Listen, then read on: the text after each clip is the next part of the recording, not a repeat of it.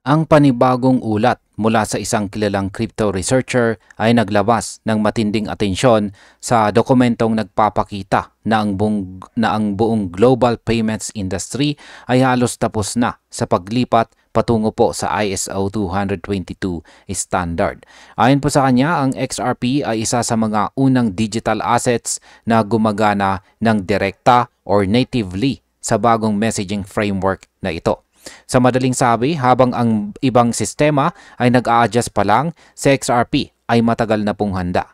Kaya yan po ang siyang ating pag-uusapan sa video na ito, pero bago po tayo magpatuloy ay pakibasa na lamang po muna ang disclaimer dito po sa ibaba ng ating screen. Yan, ano nga ba talaga ang ISO 222 at bakit po ba ito mahalaga?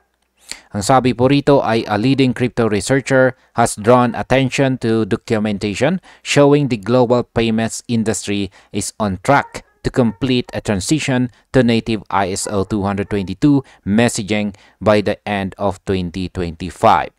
Ayan, ang ISO 222 ay isang international messaging standard na ginagamit po ng mga bangko at saka financial institutions para sa pagproseso ng mga bayad at transaction. Layunin nitong palitan ang lumang MT messaging system upang magkaroon po ng mas malinaw at pare-parehong daloy ng impormasyon. Ang transition na ito ay inaasahang matatapos bago po matapos ang taong ito or ngayong taong 2025. At ayon po sa ulat, isa po si Ripple sa mga unang kumilos para sumabay sa pagbabagong ito. Sa market impact, kapag naging full standard na ang ISO 222, tataas po ang demand sa mga crypto na kayang makipag-ugnayan dito tulad ni XRP. Kaya posible pong magkaroon ng bagong wave ng institutional adoption. Ano naman po ang layunin ng paglipat mula po sa MT patungong ISO 222? Yan, sabi rito ay the researcher highlighted that this protocol migration aimed at replacing legacy MT messaging will standardize richer payment data across institutions and that XRP is already operating natively on ISO 222. Yan, ang lumang MT system daw po ay limitado at hindi kayang maglaman ng kumpletong detalye ng transaction. Sa bagong ISO 222, mas detalyado na ang bawat mensahe sa pagitan ng mga bangko, kasama po ang payment purpose, source at beneficiary information. Dahil po dito, mas mabilis ang pag-detect ng mga kahina-hinalang aktibidad at mas tumpak ang reconciliation ng mga transaction. Ang mahalaga po rito sa XRP ay native na po sa sistemang ito. Ibig sabihin, hindi na siya kailangang baguhin para maging compatible. Sa market impact, ito po ay maaaring magbigay kay XRP ng malaking bentahe laban sa ibang cryptos na kailangang i-update pa ang kanilang systems bago magamit ng mga bangko. Kailan naman po nagsimula at kailan matatapos ang transition na ito? Sabi po rito ay the documentation, yan, reference by the researcher indicates that ISO 222 became a mandatory standard in 2019 with an initial cut-over from empty messages required by March 2023 and a full transition to native ISO 222 messaging expected to be completed by the end of 2025. Sa oras po na maging fully adapted ito sa XRP ay magiging default bridge asset ng mga institution sa cross-border settlements. Ngayon ay ano naman ang mga operational benefits ng ISO 222? Sabi po rito ay the documents attached to the researchers notice highlight several operational benefits for financial institutions adopting ISO 222. Ayan, ipinapakita daw po ng mga dokumento rito. Ayan, yung dokumento rito. Ayan. Pinapakita po rito na maraming benepisyo ang ISO 222 sa mga bangko. Una ay mas consistent na message format sa lahat ng platform. Ayan, ito po pala. Ayan, yung mga benefits. Ang pangalawa ay mas mataas na security dahil mas detalyado po ang transaction metadata. Pangatlo ay mas malinaw po ang liquidity visibility at cash positions ng mga institutions. Pangapat ay mas mabilis po ang processing at reconciliation ng mga bayarin. Lahat ng ito ay nagtutulak sa mas efficient na global financial ecosystem. Ang market impact po dito ay kapag nagpatuloy ang ganitong adoption, mas magiging madali para sa mga kumpanya na gamitin sa XRP bilang bahagi ng kanilang payment rails. Ngayon ay paano naman po nakakatulong ang automation sa bagong system? Ayan. Ang sabi po rito tungkol dyan ay the documentation also indicates automation benefits. Specifically the support for straight-through processing at levels that can materially reduce manual intervention and associated costs.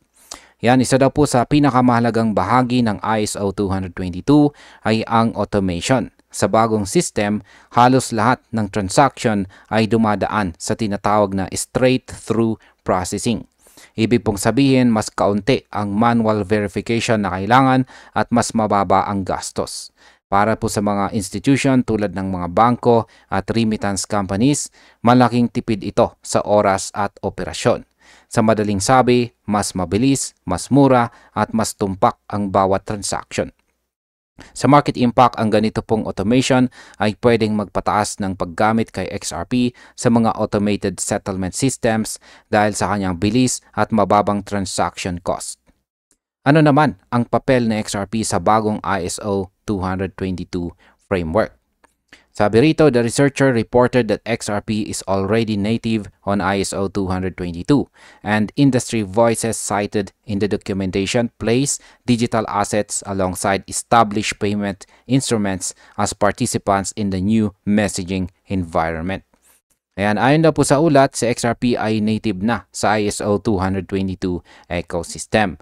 Ibig pong sabihin, hindi na kailangan ng karagdagang integration para magamit po siya sa mga global banking systems. Itinuturing ngayon ng ilang eksperto na si XRP ay kabilang na po sa mga established payment instruments gaya ng SWIFT at mga stable coins.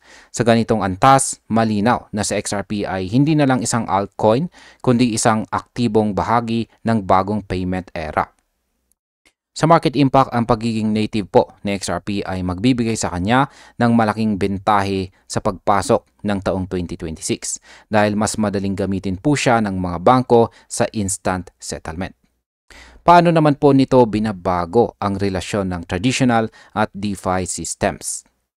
Yan, sabi po rito ay one banking executive featured in the source framed ISO 222 as a tool to bridge established payments systems with emerging decentralized finance architectures. Yan, meron daw pong isang banking executive na nagsabing ang ISO 222 ay nagsisilbing tulay sa pagitan po ng traditional na banking system at ng decentralized finance world. Ang ibig pong sabihin nito, unti-unti nang nabubura.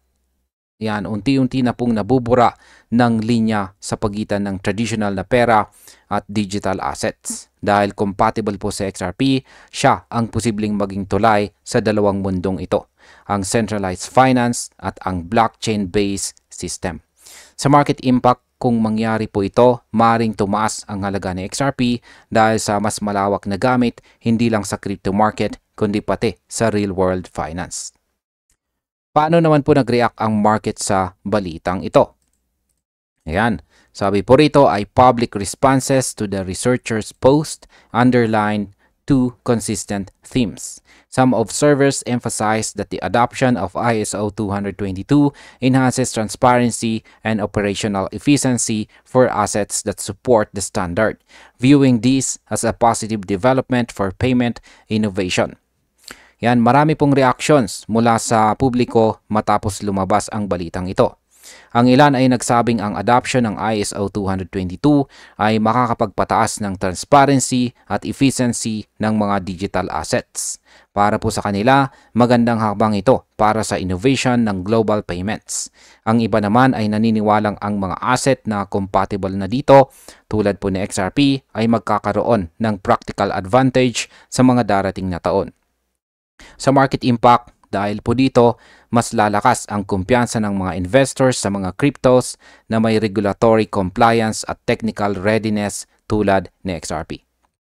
Ano naman po ang magiging epekto ng ISO 20022 completion sa 2025 or ngayong pong taong ito? Sabi rito, from industry perspective, the completion of the migration by 2025 could accelerate integration work, influence custody and compliance tooling, and shape how banks and payment providers evaluate on-chain and tokenized instruments for cross-border settlement.